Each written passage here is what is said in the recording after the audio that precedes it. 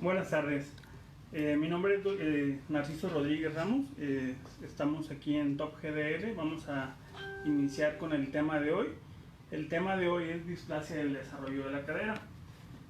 Como saben, esta es una enfermedad en la cual es de suma importancia el poder realizar un diagnóstico en forma oportuna, ya que se requiere un tratamiento de forma efectiva y rápida. Aquí, por ejemplo, regresamos por favor, podemos ver la enfermedad en diferentes etapas. Aquí en la primera imagen podemos observar una cadera de características normales. En esta otra podemos observar una cadera con subluxación, en la cual parte de la cabeza femoral va a estar fuera de la cavidad acetabular, y en estas imágenes ya podemos encontrar la cabeza totalmente luxada. Continuamos. Anteriormente, esta enfermedad era conocida como luxación congénita de cadera. Actualmente se prefiere el término de displasia del desarrollo de la cadera por su carácter evolutivo y de aparición postnatal. Bueno, la prevalencia, esta es una enfermedad la más común en recién nacidos y presenta una inestabilidad clínica el 1 a 3% de los pacientes neonatos. La displasia ecográfica de cadera se puede llegar a presentar en el 5 a 15% de estos neonatos. En el 80% de estos pacientes con casos leves se pueden resolver en forma espontánea.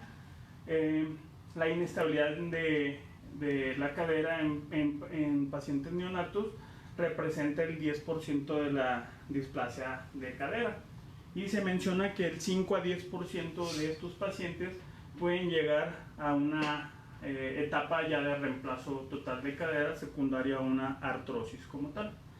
En esta gráfica podemos observar se podría decir a futuro, en el año 2030, un incremento en la colocación de prótesis. Se menciona que para ese año se van a colocar entre 500,000 a 600,000 prótesis en Estados Unidos, prótesis totales de cadera. Continuamos. Bien, la historia natural de la enfermedad va a iniciar primero con una displasia acetabular. Posteriormente va a existir una anesfericidad de la cabeza femoral, posteriormente una luxación en forma progresiva, el cual va a causar una oblicuidad pélvica y un acortamiento en el caso que fuese unilateral, y posterior a esto una coxartrosis precoz. Continuamos. Bueno, hay factores de importancia para que se presente esta patología. Un componente hereditario con penetrancia limitada pues es uno de los factores principales, aunado con factores mecánicos como la posición de nalgas o esta posición en el útero, la cantidad de líquido amniótico que es disminuida, que es el oligohidramnios, y también la forma en cómo se coloca a los niños, que los envuelven en una forma que cruzan las piernas y presentan una mayor posibilidad de luxación. Esto es debido a que se puede presentar un aumento en la fuerza de los aductores y también del psoas, y por una debilidad del glúteo medio. Hay algunas patologías asociadas a la displasia de cadera, como el pie equinovaroducto congénito y la tortícolis congénita. Hablando de la exploración física se debe de realizar dentro de la primera semana de vida, y revisión ortopédica tenemos que observar datos muy específicos. Los datos clínicos de mayor importancia, una es la limitación a la abducción de una o ambas caderas. Normalmente las caderas se deben presentar una flexión y una abducción cuando el paciente se encuentra, se podría decir, tranquilo. Debe de pegar lo que es la rodilla con la mesa de exploración. Cuando se encuentra una limitación de la abducción, principalmente se puede decir que ya es una cadera normal y se tiene que realizar ciertas maniobras de exploración para detectar esta enfermedad. Tenemos que también observar los pliegues, aunque también debemos de saber que hay pliegues que son mentirosos. ¿Cuáles? Los del muslo. Ocasionalmente se pueden llegar a confundir con pliegues patológicos, sobre todo por la acumulación de grasa. Los pliegues que nos deben de llevar a una mayor relevancia son los pliegues de los labios mayores o los de los glúteos, y también los de los huecos popliteos. Esto se puede llegar a presentar más frecuentemente la asimetría cuando son unilaterales. En pacientes que tienen una luxación bilateral, pues este parámetro algunas veces se puede omitir. Continuamos. Bueno, existen dos maniobras de suma importancia que se deben realizar en los niños. Una es la maniobra de Barlow o maniobra luxante. En esta maniobra de lo que se trata es realizar una aducción de las caderas y una presión de las rodillas hacia sentido posterior para tratar de sacar la cadera de su cavidad acetabular. En algunas ocasiones se puede escuchar un ruido, un clic, pero este ruido no es fácil de identificar en forma frecuente. Es más bien la sensación de que se sale la cadera de su lugar. El que se presente este problema se menciona que es una cadera inestable. La siguiente maniobra es la maniobra de ortolani o maniobra reductora, en la cual se va a colocar el dedo índice y medio sobre el trocánter mayor del bebé y se le va a realizar una maniobra de abducción y rotación externa. En esta se podría decir, y también se realiza también un poco de tracción. En esta maniobra, para pacientes que ya tienen una cadera luxada, se va nuevamente a colocar en la posición que se debe de tener, que es dentro de la cavidad acetabular. En algunos pacientes se puede escuchar un chasquido, pero no es lo habitual. Bien, la siguiente. Bueno, aquí tenemos una imagen de un dibujo en el cual podemos identificar de forma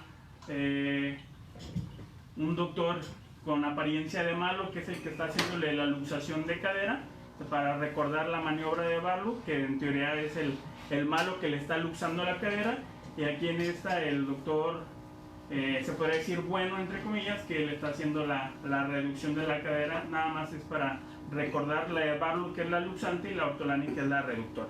¿Continuamos?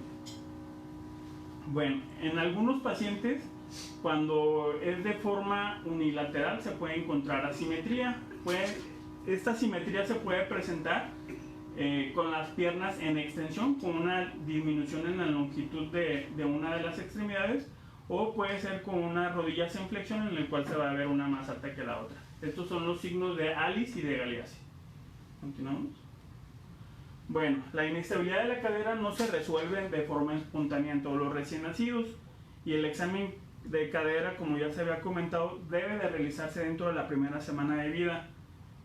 El riesgo de pacientes con sospecha de displasia de cadera se clasifica en riesgo bajo, riesgo intermedio o alto, y todo va a depender de la presencia, ausencia o combinación de los siguientes factores. Uno de los factores principales es que sea de sexo femenino, que tenga un antecedente positivo en familiares con displasia del desarrollo de cadera, sobre todo familiares de primera línea, y antecedentes de una presentación pélvica. Cuando el diagnóstico no se realiza en forma oportuna, se va a observar algunas variantes. Por ejemplo, ya cuando se detecta en una etapa de marcha, se va a encontrar una marcha en Trendelenburg, que es una marcha claudicante, y pues obviamente pues es una forma de marcha anormal. En algunas ocasiones se puede encontrar el signo de Loyd-Roberts, en el cual es un paciente con una asimetría de las extremidades, pues tiene que hacer una pequeña flexión de la rodilla para tratar de alinear la pelvis y se mantenga en una forma alineada. Continuamos. Este es otro ejemplo de un paciente con displasia de cadera. Podemos observar la asimetría de la pelvis y una claudicación. Continuamos. Bueno, aquí tenemos el signo de Trendelenburg. En el signo de Trendelenburg le vamos a pedir al paciente que eleve una de las rodillas estando parado. Es obviamente, aquí lo que se valora es el glúteo medio. Cuando hay una disminución en el tono muscular, pues va a tener una oblicuidad pélvica y se va a descender en lugar de ascender cuando se eleva la rodilla. Es positivo cuando existe una disminución cuando baja la rodilla. Y el de Lloyd Roberts que les comentamos, que era cuando se hace una flexión de la rodilla para tratar de mantener lo más pues derecho, se puede decir, o alineado las dos caderas. ¿Continuamos? Bueno, en relación al diagnóstico, aquí siempre ha habido muchas controversias, qué se puede realizar y qué no se puede realizar. El ultrasonido es un estudio de diagnóstico que se debe de realizar dentro de los primeros 2 meses de vida. Para este estudio hay varias técnicas, una es la técnica estática y la otra la dinámica. Regularmente pues en estos tipos de estudios se hacen unas mediciones, por ejemplo en la técnica de Graf se hacen unas mediciones para sacar el ángulo alfa y el ángulo beta, ahorita vamos a hablar un poquito de él. Y en la técnica de Harke pues se realizan las mismas maniobras, tanto la de Octolani como de Barlow, en el mismo ultrasonido para tratar de luxar y reducir la cadera en forma dinámica para que se pueda observar esta alteración. Bueno, aquí tenemos pues un ejemplo de cómo se coloca al paciente que tiene que tener una cadera con flexión para una vista coronal. El ultrasonido pues es la técnica de Graf, y esta técnica de Graf de lo que se trata es hacer una medición en relación al labrum con el ilíaco, y otra es con la lágrima acetabular, que es la parte interna. El ángulo alfa, entre más alto sea, se podría decir que es normal. Lo normal es que sea mayor a 60 grados. Y el ángulo beta, que se forma aquí, también siguiendo una línea del ilíaco con se podría decir la lágrima del acetábulo, entre más corto sea o más disminuido sea, pues se puede decir que también es más normal. Existen también algunas clasificaciones para ver qué se debe de realizar en relación al tratamiento dependiendo del ángulo que se encuentre. Aquí tenemos algunos ejemplos. Aquí tenemos una cadera con características normales. Se encontró un ángulo alfa de 70 grados. Aquí en se encontró un ángulo de 51 grados. Se puede ya mencionar que es una cadera displásica. Y en pues ya es una cadera totalmente luxada o dislocada con un ángulo alfa de 38. Dentro de la clasificación también es de importancia si es menor a 3 años de edad, si es mayor de 3 años y el ángulo. Por ejemplo, un paciente que tenga un ángulo entre 50 y 60 grados, pero que sea un menor a 3 meses de edad, pues nada más el tratamiento es observación. Pero un paciente que tiene una mayor edad de 3 meses, ya se le debe iniciar un tratamiento, el tratamiento de arnés de Pavlik. Ahorita más adelante vamos a hablar sobre este tratamiento. En pacientes que ya se encuentran en un grado 3 o grado C, perdón, entre 43 y 59 grados, pues ya se menciona que es una deficiencia acetabular y también el tratamiento es Pavlik. Y cuando tiene menos de 43 grados es un labrum evertido y también el tratamiento es Pavlik. Pero pacientes que ya se encuentra dislocado o luxado totalmente, pues se le puede iniciar con un tratamiento de Pavlik, pero la expectativa no es muy buena y más bien se orienta a que pudiera presentar una reducción cerrada más adelante. Continuamos. Bueno, posteriormente a la etapa del ultrasonido se le puede pedir o solicitar radiografías. Hay muchas radiografías que se pueden solicitar, pero las dos radiografías básicas, una es la proyección de Lowenstein o de Rana, o la otra es la AP de pelvis neutra, que incluye ambas caderas. En estas se pueden hacer mediciones cuantitativas y cualitativas. De inicio, primero, en las primeras radiografías, pues se pueden tomar algunas mediciones. Las mediciones, por ejemplo, de los cuadrantes de Putty o el índice acetabular, que son los primarios. Ya posteriormente, pues, dependiendo si se encuentra o no alterado, pues ya más adelante se puede ir tomando algunas otras mediciones. Que también pues es un tema que es muy largo y por lo mismo largo pues no vamos a ahondar en eso. A ver, ¿seguimos? Bueno, ok, aquí en el cartílago trirradiado vamos a formar una línea, que esta línea pasando sobre los dos cartílagos trirradiados es la línea de Killian-Reiner. En la parte más externa del acetábulo se va a sacar una perpendicular para sacar la línea de Perkins. Estas cuatro o se podrá decir, estas líneas van a formar la intersección de un cuadrante. Estos cuadrantes nos van a servir para ver si tiene o no tiene alteración la cabeza del fémur. Normalmente la cabeza femoral debemos de saber que en las primeras semanas de vida pues no se observa. Regularmente la osificación va entre los 4 y 6 meses de edad. En la etapa temprana se puede decir que en pacientes que tienen 3 meses que ya se le puede solicitar una radiografía, algunas veces no se va a observar la cabeza, pero tenemos que identificar pues el cuello y el diáfisis del fémur. Entonces, normalmente la cabeza femoral debe estar en el cuadrante inferior interno, eso es lo normal, pero en algunas ocasiones pues se puede encontrar que se encuentra fuera de este cuadrante y pues ya nos da un parámetro de que está luxada la cadera. Bueno, aquí en esta línea estamos siguiendo el borde acetabular y se hace una intersección con la línea de Hilgenreiner, y aquí vamos a medir este ángulo. Este es el ángulo de índice acetabular. Para los recién nacidos, este índice acetabular debe ser menor a 30 grados y tiene que ir descendiendo cada vez más el acetábulo conforme va avanzando la edad. Se dice que un paciente de 2 años o 24 meses debe ser menor a 24 grados. También aquí podemos ver en esta imagen de forma cualitativa pues algunas curvas. Lo normal es de que siguiendo aquí la rama iliopúbica y la parte interna del fémur van a formar un arco. Esta línea se llama arco de Shenton o línea de Shenton. Y la otra que se puede llegar a formar es la parte externa del ilíaco con la parte externa del fémur, que va a formar una curva o arco de Calvé. Este es el que habíamos mencionado de Calvé y este es el de Shenton.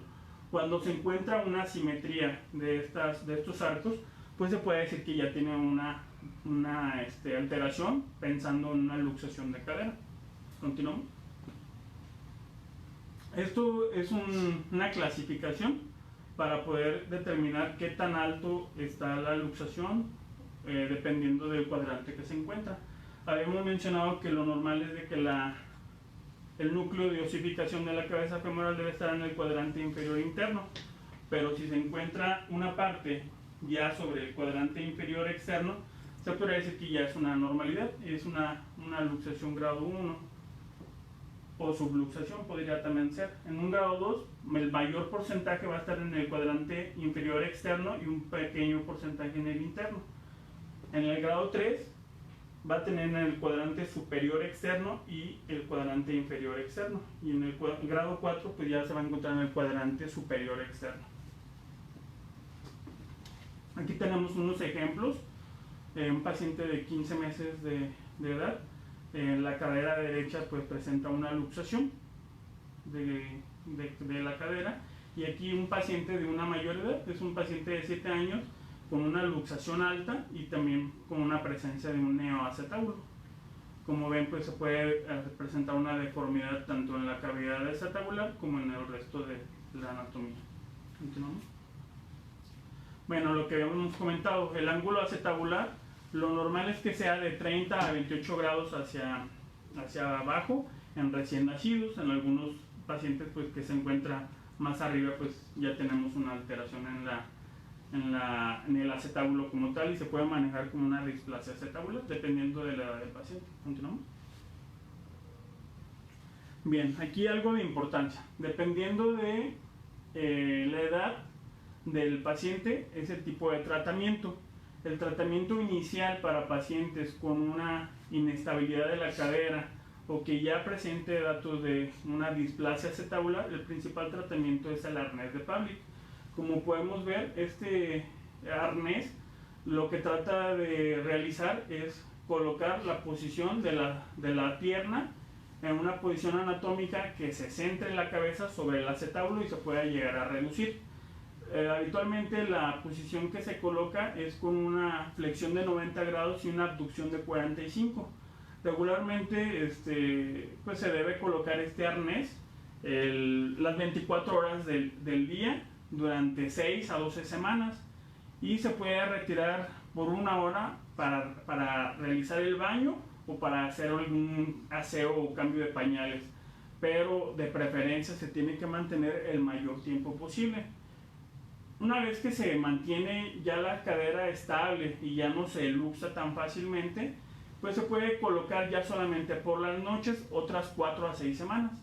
Entonces este es un tratamiento que nos da un alta porcentaje de éxito para que se mantengan las caderas dentro de su lugar. El que tenga la cadera dentro del acetábulo estimula para que el acetábulo como tal vaya descendiendo y se mantenga. Bueno, seguimos. Para niños de un mes a 6 meses, también el tratamiento de primera línea es el arnés de Pavlik, y el tiempo que se coloca es de 6 a 12 semanas, y también una vez que ya se logre mantener estable, pues igual se deja de 4 a 6 semanas más, solamente de uso nocturno. Aquí vamos a ver un video en el cual vamos a ver la colocación que se debe tener para el arnés de Pavlik. Este es un video que se realizó en el Hospital Shriners allá en México.